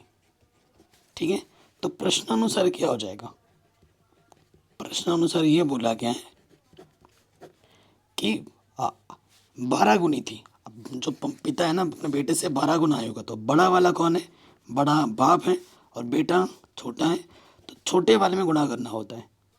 छोटे वाले में गुणा करेंगे और बीच में फिर बराबर लग जाएगा। अब हल करो, x माइनस के 10 12 से गुणा कर देंगे, 12 दाई 120, तो प्लस के 12 इधर के माइनस के 12 हो जाएगा, और ये माइनस के जो 10 इधर के प्लस का 10 हो जाएगा। ठीक, x माइनस के 12 120 में से 10 जोड़ देंगे तो क्या जाएगा, माइनस के 110।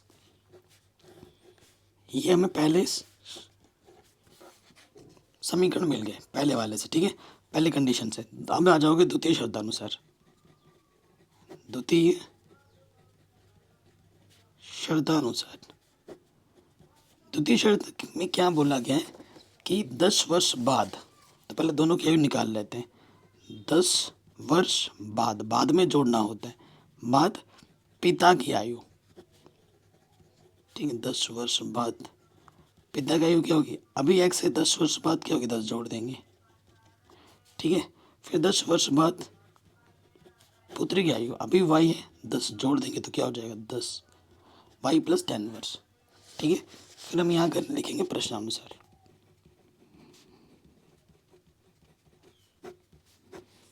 ठीक है, क्या लिखेंगे प्रश्नानुसार, क्या वो कितनी गुनी हो जाएगी, 10 वर्ष बाद उसकी आयु पुत्र की आयु की 2 गुनी हो जाएगी।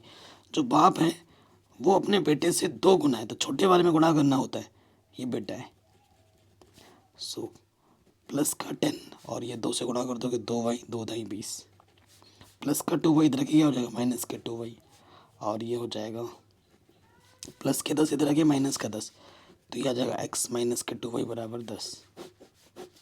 समीकरण नंबर 2। दोनों कंडीशन से हमने 2 समीकरण बना लिए। अब इनको क्या करना है, हल कर देना है। ठीक है, फिर हम यहाँ लिखेंगे समीकरण 1 तथा 2 से ठीक है, किसी को भी ऊपर नीचे रख सकते हैं, उससे कोई दिक्कत नहीं होता। एक्स माइनस 2 पाई बराबर 10 है और एक्स माइनस के 12 वाई यहाँ पर कितना माइनस के 110। एक्स का गुणज समान है, तो जब गुणज समान होता है तो हमें क्या करना होता है, जोड़ना होता है और घटाना होता है। गुणज समान, चिन्ह समान होने पे घटाना होता है, घटाने पर प्लस का है या दोनों माइनस का तो घटाना पड़ेगा, घटाने पर चिन्ह बदलता है नीचे वाले का। ठीक, तो प्लस माइनस कटा, 12 में से 2 भाई घटाओगे 10 भाई, और 110 और 10 कितना हो जाएगा 120। 0 से 0 कटा तो वाई का मान कितना आया 12 वर्ष, यानी कि जो उसके बेटे की आयु है वो 12 वर्ष है। अब x का मान और y का मान किसी भी एक समीकरण में रख दो, चूंकि x माइनस का 2y 10 है तो माइनस का 2y इधर के क्या हो जाएगा प्लस का 2y, y का मान है 12, तो 12 दूनी 24, यानी कि जो पुत्र की पिता की जो आयु है वो कितनी है 34 वर्ष है। कितनी है 34 वर्ष है। कोई डाउट या कोई दिक्कत नहीं होगा, तो ये क्वेश्चन भी हमारा आराम से बन गया। लेकिन हम तो सब करेंगे, अथवा फतवा जो भी है वो सब हम करेंगे, है ना। अब आ जाओ अगले वाले प्रश्न में। कह रहे हैं समीकरण को हल कीजिए। ठीक है, इस समीकरण को हमें क्या करना है, हल करना है। ये जो x है ना, इस x का आई थिंक मान निकालना होगा। ठीक है, इस x का हमें क्या निकालना होगा, मान निकालना होगा। सो अगर आप ध्यान से देखो, ये एक AP है, 3 का अंतर है ना, यहाँ a के स्थान पर 1 है और जो अंतिम पद है an वो हमारा x है, जिसे हमें ज्ञात करना होगा। ठीक है, और पदों का जो योगफल है SN वो दे रखा है 287। ठीक है ना, वो दे रखा है 287। और D क्या है हमारे पास, D हमारे पास है द्वितीय पद में से प्रथम पद घटा दो 3 है। ठीक है, तो हमें n नहीं पता है कि कितने पद हैं इसमें। ठीक है, सो देखो सबसे पहले हमारे पास जो SN का सूत्र होता है वो क्या होता है, n/2 प्रथम पद और अंतिम पद जब मालूम होता है तो ये लगाते हैं। तो प्रथम SN हमें हमारे पास है 287, n हमें मालूम नहीं है, प्रथम पद मालूम है और अंतिम पद मालूम है x। ठीक है, बट्टे के इधर के गुणे में आ जाएगा, तो ये हो जाएगा 7 दूनी 14 हासिल लगा 1, 2 अट्ठे 16 और 1 17 हासिल लगा 1, 2 दूनी 4 और 1 5। ठीक है, ये आ गया 1 + x। ओके, और हम जानते हैं an बराबर क्या होता है, an बराबर होता है a + n - 1 गुणा d। an क्या है हमारे पास x है, a हमारे पास 1 है। ठीक है ना, और n हमें पता नहीं और d का मान हमारे पास 3 है। ठीक है, तो यहाँ से हमें ये x का मान मिल गया, ये हमें x का मान मिल गया मान लो, और इस x का मान उठाकर यहाँ रख देते हैं समीकरण 1 में, तो क्या हो जाएगा, देखो इधर है 574, इधर है n। 1 + x का मान क्या है, x का मान है 1 + n - 1 गुणा 3। ठीक है, इस x की जगह पर ये मान रख दिया। अब देखो क्या होगा, n है यहाँ पर 1 और 1 2, माइनस का 3 हो जाएगा, 3 से अंदर गुणा कर दिया तो 3n, 2 में से 3 घटाएंगे माइनस के 1 बचेगा, तो 3n² - के n, और ये 500 इधर आके 574 इधर के माइनस का हो जाएगा, कुछ बचा उस तरफ नहीं, तो ये 0, ये 4 है। ठीक है, ऐसी दो संख्या लेनी है जिनको गुणा करने, तो कितना है पता ही नहीं चल रहा कितना आना चाहिए, तो गुणनखंड तो इम्पॉसिबल लगेगा। आप क्या करो, सीधा सीधी धराचार्य का नियम लगाओ, x बराबर होता है, x की जगह यहाँ n है, -b + -b² - के 4ac बट्टे में 2a, और n का हम सिर्फ प्राकृतिक वाला मान ही ले सकते हैं, क्योंकि समांतर श्रेणी में n का मान सिर्फ प्राकृतिक संख्या ही होती है, कोई दूसरी संख्या नहीं होती है। तो यहाँ देखो a के स्थान पर है यहाँ पर 3, b के स्थान पर -1 और c के स्थान पर -574 रखो मान यहाँ पर, तो सो देखो -1 ± b² - 1 का स्क्वायर -4, a का मान है 3 और c का मान है -574 बट्टे में 2a। ठीक है, गुणा भाग आपको प्रॉपर आना चाहिए, तभी ये प्रश्न आपका हल हो पाएगा। आगे बढ़ते हैं, नेक्स्ट थोड़ा हल करेंगे हम इसको, माइनस माइनस हो जाएगा प्लस के 1 और 1 का वर्ग 1 नेगेटिव का वर्ग पॉजिटिव, नेगेटिव नेगेटिव क्या होता है पॉजिटिव। ठीक है, नेगेटिव नेगेटिव पॉजिटिव, अब आपको गुणा करना है 574 को गुणा कर दोगे 4 से, नेगेटिव नेगेटिव पॉजिटिव, ये हो जाएगा 2296 और 2 3 6। सो देखो 1 प्लस माइनस ये हो जाएगा 2 2, ठीक है। 9 में 1 जोड़ दोगे, 6 में 1 जोड़ दोगे तो ये हो जाएगा 97, बट्टे में 6, ठीक है, कोई दिक्कत नहीं है। अब देखिए, अब हमें क्या करना है, हमें इसका वर्गमूल निकालना है 2297 का, ठीक है। आ तो नहीं रहा है वर्गमूल यार, या क्वेश्चन सही दे रखा है ना, क्वेश्चन में कहीं पे गड़बड़ होगा तो आंसर नहीं आएगा। 287 ही था ना, 287। कैलकुलेशन में कहीं कोई डाउट, कोई दिक्कत ना, कहीं एक बार रिचेक कर लेते हैं कहीं गड़बड़ ना हो जाए। 3 माइनस, ठीक है, कैलकुलेशन सही है। तो ये इम्पॉसिबल है, ये क्वेश्चन फिर गड़बड़ होगा, है ना। एक्चुअली ये मॉडल पेपर किसी बच्चे ने भेजा है और उसने खास डिमांड की थी कि सर आप इसको ना कॉपी में ही सॉल्व करना, तो ये सॉल्व नहीं हो पाएगा क्योंकि देखो n का मान अंडर रूट फंड रूट में आ रहा है, इसका वर्गमूल प्रॉपर बाहर नहीं आ रहा है, तो भाई हल नहीं हो सकता, ठीक है। तो ये क्वेश्चन गड़बड़ है बच्चों, वो पहला वाला था सही, वो हमने कर दिया, ये क्वेश्चन में कुछ गड़बड़ है, नहीं तो ये भी हो जाता, इधर कुछ गड़बड़ है, ठीक है, इसीलिए इसका आंसर नहीं आ रहा है। चलिए कोई दिक्कत नहीं है, आगे हल करते हैं, नेक्स्ट क्वेश्चन पे हम आ जाते हैं। अगला क्वेश्चन है, देखो ये जो क्वेश्चन है ये प्रश्नावली 6.3 का प्रश्न है। देखो मैं चाहता तो इस वीडियो में ही करा देता, लेकिन मैं चाहता हूँ कि मैंने जो प्रश्नावली करा रखी है उनको आप एक बार खोल के देखो, ठीक है। ये सारा क्वेश्चन मैंने करा रखा है, ये वाला क्वेश्चन में आप खुद जाके वहाँ देखना, 6.3 प्रश्नावली का क्वेश्चन है, आप वहाँ से जाके देख लेना, आराम से हो जाएगा, ठीक है। मैंने सिंपल तरीके से समझा रखा है, आराम आराम से। तो 6.3 का प्रश्न है, देख लेना। ये वाला मैं करा दे रहा हूँ, हर साल एग्जाम में आता है ना, ये मैं करा दे रहा हूँ। और ये 5वां question out of syllabus question है, ये नहीं आएगा, ठीक है, आउट ऑफ सिलेबस क्वेश्चन है, ये नहीं आएगा, इस साल आपके सिलेबस में नहीं है। अगला क्वेश्चन वेरी वेरी इंपॉर्टेंट है, वो मैं करा दूंगा। ये वाला आपको देखना है, ये मैं कराऊंगा, ये भी कराऊंगा, ये आउट ऑफ सिलेबस क्वेश्चन है, ठीक है। तो देखिए इस पे आ जाते हैं, और बाकी जिसके लिए मैंने बोला है सबके डिस्क्रिप्शन में लिंक डाल दिए हैं, हम जाके देख सकते हैं, सीख सकते हैं। क्या बोल रहे हैं, एक 60 मीटर ऊंचे भवन के शीर्ष से देखने पर एक मीनार के शीर्ष तथा पाद के अपनमन कोण 30 तथा 60 डिग्री है। देखो एक 60 मीटर ऊंचा भवन है और भवन की जो ऊंचाई दे रखी है ना 60 मीटर दे रखी है, यहाँ से लेकर यहाँ तक। कहते हैं 60 मीटर ऊंचा भवन के शीर्ष से देखने पर एक मीनार, यहाँ पर एक मीनार लगा है, मीनार के शीर्ष, ठीक है, तथा पाद, ये जो अवनमन कोण है वो 30 तथा 60 है। अवनमन कोण बनाने के लिए मुझे यहाँ से ही रेखा खींचनी पड़ेगी समानांतर, ठीक है। यहाँ पर 30 बन रहा है और यहाँ पर 60 बन रहा है, चित्र बन गया। इसका नाम मैंने एक बोला, BCDE, ठीक है। अगर मैं यहाँ से लेकर यहाँ तक की दूरी को h मान लेता हूँ तो ये दूरी क्या हो जाएगी, टोटल 60 है, 60 में से जब h में घटाऊंगा तो ये दूरी क्या होगी, ये दूरी होगी 60 माइनस h, यहाँ से लेकर यहाँ तक 60 माइनस h होगा। हमें क्या बोला है, हमें बोला है मीनार की ऊंचाई, अरे यार इसको मानना चाहिए था मीनार की ऊंचाई, इसको h मानना चाहिए था, कोई दिक्कत नहीं है, हमने इस इधर h मान लिया है।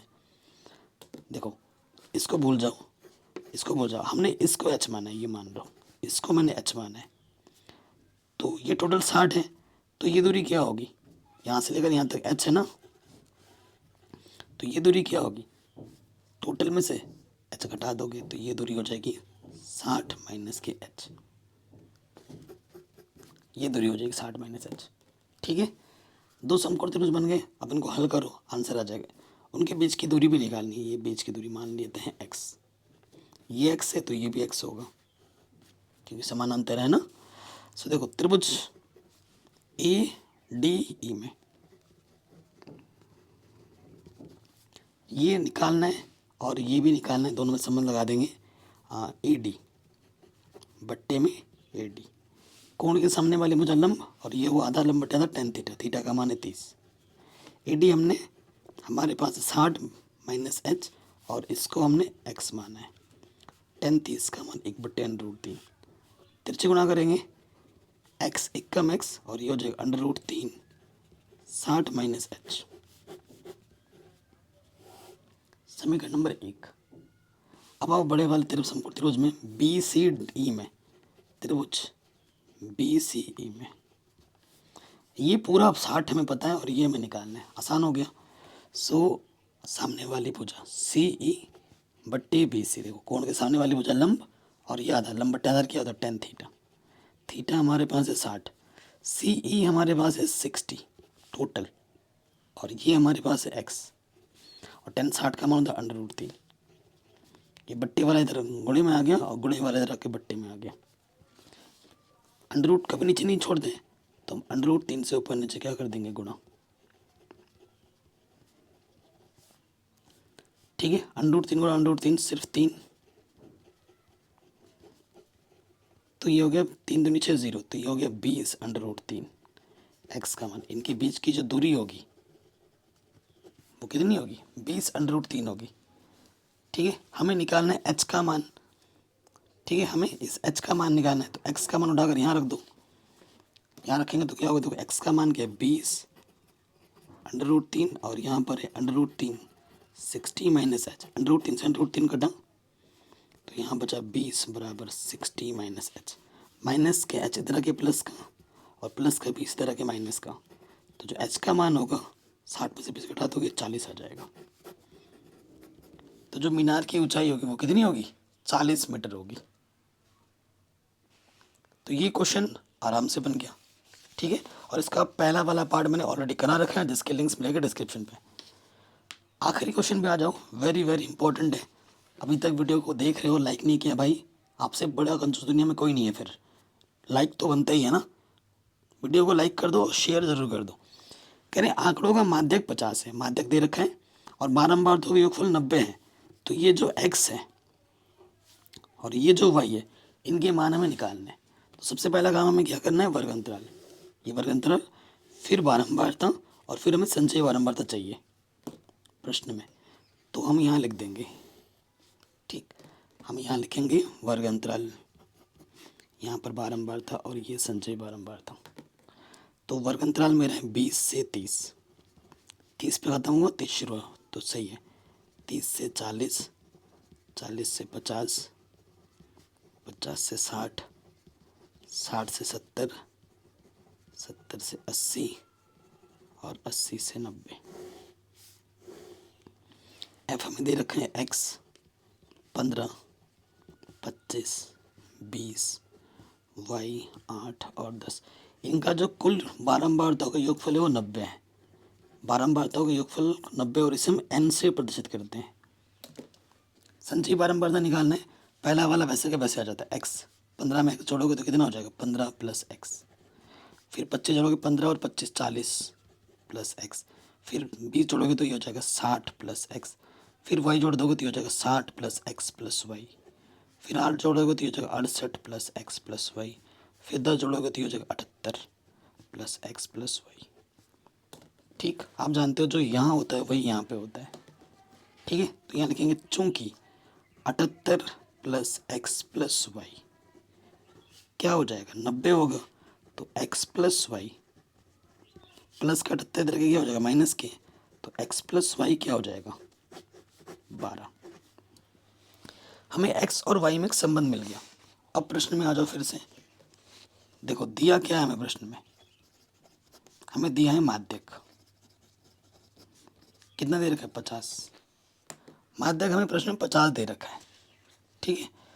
सो यहाँ पर थोड़ा सा गड़बड़ कर दिया उन्होंने, माध्यक एग्जैक्ट, आई थिंक ये क्वेश्चन किसी टीचर ने अपने मन से बनाया है, ठीक है, अपने ना मन से बना दिया इसने, थोड़ा सा दिमाग भी नहीं लगाया टीचर ने कि भाई माध्यक तुम जब 50 दे रहे हो, जब तुम माध्यक 50 दे रहे हो तो 50 किस वर्ग अंतराल के बीच में आएगा बताओ, ठीक, किस वर्ग अंतराल के बीच में आएगा, किसी 50 किसी वर्ग अंतराल के बीच में आएगा, 2 वर्ग अंतराल में 50 है, 40 से 50, 50 से 60।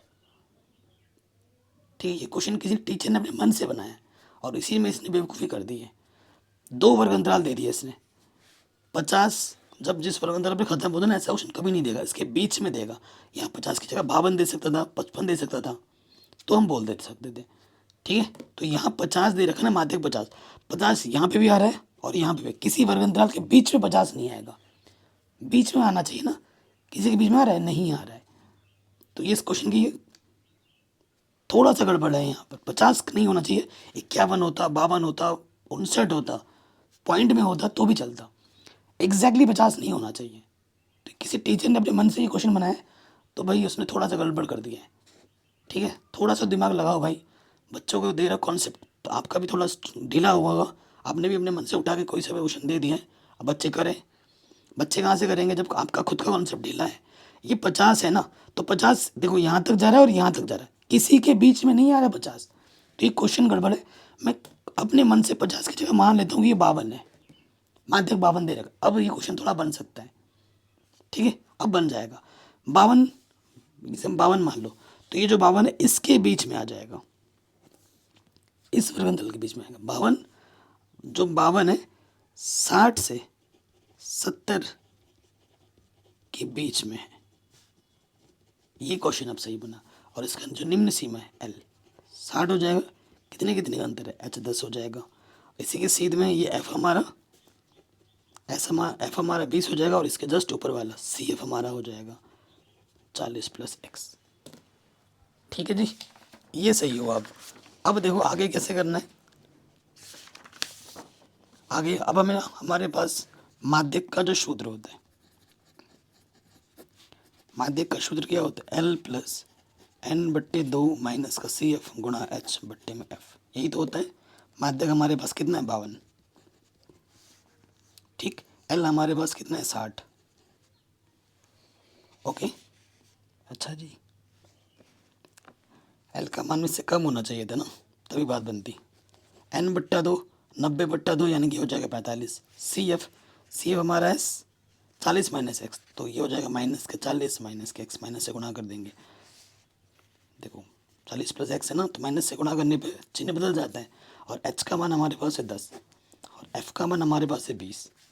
10 दूनी 20, तो प्लस का इधर क्या हो जाएगा, माइनस का। 45 में 40 घटाएंगे 5 और माइनस के X/2, तो यहाँ से बचेगा 8, 8 दूनी 16, 8 बचेगा ना माइनस, 8 दूनी 16, तो माइनस के X इधर आके प्लस का और माइनस का 16 इधर आके प्लस का 16, तो X का मान कितना आ जाएगा, 21। X का मान कितना आ जाएगा, 21। तो क्वेश्चन ही गड़बड़ हो गया ना। X का मान अगर 21 आ जाएगा तो X + Y 12 कहाँ से आ जाएगा, हो सकता है, इम्पॉसिबल है। ठीक है, और बारंबारता माइनस में कभी नहीं होती है। बारंबारता होगा माइनस में कभी नहीं होता ना। X का मान यहाँ 21 में क्वेश्चन के हिसाब से बना रहा हूँ। X का मान यार Y का मान आएगा तो Y का मान तो नेगेटिव में आएगा, जो कि इम्पॉसिबल है। यानी कि ये जो क्वेश्चन दिया गया था ना, इसकी वजह से पूरा गड़बड़ हो गया। लेकिन ऐसा क्वेश्चन मैंने करा रखा है। इस क्वेश्चन को किसी टीचर ने बनाया अपने मन से और बना दिया है क्वेश्चन गलत। ठीक है, लेकिन तरीका कैसे होगा वो तो पता चल गया ना, वो ज़्यादा ज़रूरी है। बाकी मैंने सब कुछ पढ़ा रखा है, जिसके लिंक्स मिलेगा डिस्क्रिप्शन में। इस बच्चे ने मॉडल पेपर भेजा था व्हाट्सएप में, बार बार रिक्वेस्ट कर रहा था कि सर इससे सॉल्व करवा दीजिए, और सॉल्व कराना तो प्लीज़ प्लीज़ प्लीज़ पेपर में ही कराना। तो मैंने सारा क्वेश्चन पेपर में ही कराया। अगर आपकी भी कोई डिमांड है, अगर आपके भी पास कोई मॉडल पेपर है, आप मुझे भेज सकते हैं, तो वो भी मैं सॉल्व करा दूंगा। जय हिंद, अपना ख्याल रखिए, मिलते हैं आपसे नई वीडियो में। डिस्क्रिप्शन ज़रूर चेक कर लेना।